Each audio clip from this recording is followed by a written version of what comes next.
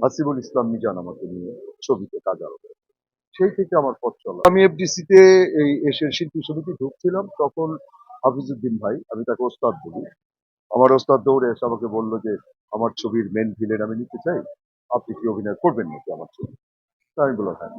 আসলে আসলে এটা আমার প্রথম ক্যামেরায় দাঁড়ানো না, আমার প্রথম ক্যামেরায় দাঁড়ানো হলো 81-এ। আব্দুল আল মামুন একটা ডকুমেন্টারি বানিয়েছিলেন, সেটা হলো মাটি ও মানুষ। আমি ছিলাম, সেটা প্রায় 2 ঘন্টার ডকুমেন্টারি। সেটা আমি হিরো ছিলাম, রাইসুল ইসলাম আসাদ ছিল এটা সাইড হিরো। ওটাই আমি প্রথম ক্যামেরায় দাঁড়াই। আর রফিকুল বাড়ি চৌধুরী ছিল একটা ক্যামেরা। তখন আমার প্রথম শট দিতে একদিন লেগেছে, আমার পা কাঁপছে। যতবারই ক্যামেরা চালু হয় তখন তো 35 ক্যামেরা আছে, ওটা ঘর ঘর ঘর ঘর শব্দ হয়, শব্দ হওয়ার সাথে সাথে আমার পা কাঁপা, এবং প্রথম দিন আমি শুটিং করতে পারি নাই, পরের দিন আমার শুটিং। দাদা ব্রিটিশ আমলের ডিএসপি ছিলেন, তো সেহেতু ওই বংশগতভাবে জিনিসটা আছে। এটা আর কিছু না, এটা নিয়ে আমার কোনো মাথা ব্যথা নেই। আমার কোনো প্রাপ্তিই হয় না, সত্যি কথা বলতে। আমার যতটা ইচ্ছা ছিল, যতটা শখ ছিল অভিনয় করার, আমি সেটা পাইনি। এটা আমি পাইনি, এটা হয়তো আমারই দোষ, এটা কারো দোষ না। কারণ আমি একটু বদরাগী, আমি একটু বেশি মুডি, বেশি ইমোশনাল। এসব কারণে হয়তো পরিচালকরা আমাকে একটু দূরে সরিয়ে দেয়। এটা আমি কোনো পলিটিক্স বলবো না, আমি পলিটিক্স বুঝিই তো না। কেউ যদি পলিটিক্স আমাকে নিয়ে করে থাকে এটা তার ব্যাপার, আমি এগুলি নিয়ে মাথা ঘামি।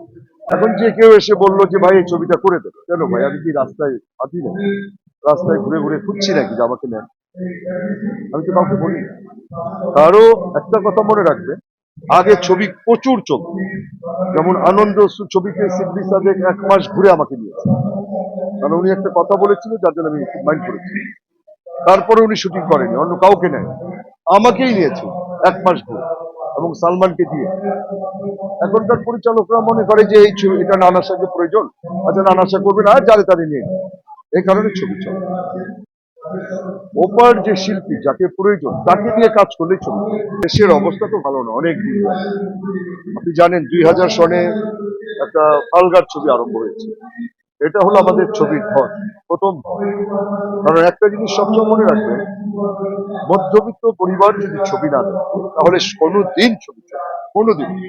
তো মধ্যবিত্ত পরিবারগুলোকে কিছু পরিচালক, তাদের নাম বলে আল্লাহ, তারা তো নেই এখন, তারপরেও বলতে হয় এনায়েত করিম মারা গেছে, এনায়েত করিমের মতো লোক আরো কিছু আছে, ওস্তাদ তোস্তাদ বলে নাম, এদের কারণে।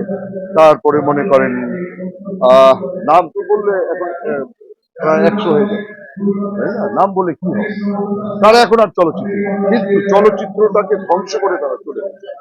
এই কাজটা তারা, কারণ মধ্যবিত্ত পরিবারকে এখন বের করে আনতে হবে। তো এই বের করার দায়িত্বটা হলো পরিচালক আর প্রযোজক, শিল্পীর নাকি।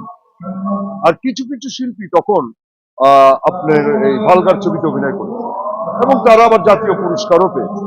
তো আমার কাছে এগুলো খুব হাস্যকর মনে হয় যে যারা উলঙ্গ ছবিতে অভিনয় করে, যারা মনে করেন মধ্যবিত্ত পরিবার বা দর্শক যারা ছবি দেখছে তাদেরকে বিদায় করে দিল, সেই শিল্পীরা আবার অ্যাওয়ার্ড, জাতীয় পুরস্কার, এবং তারাই বিখ্যাত আমি দেখছি এখন, তাই না?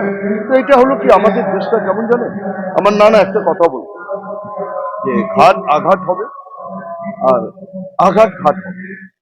তো এখন তো দেশের অবস্থা হচ্ছে, আমার ভাত থাকলে পেটে সবকিছু হবে, যেমন ছবি হয় না এখন, কেন হয়? পেটে ভাত নেই, ছবি হবে কিভাবে? এই যে যেমন এখন একটা অনুষ্ঠান হচ্ছে, এই অনুষ্ঠানটা কেন হচ্ছে? এটা হলো চলচ্চিত্র বেঁচে আছে জাস্ট এটা বোঝানোর জন্য যে আমরা এখনো বেঁচে আছি, মরে যাই।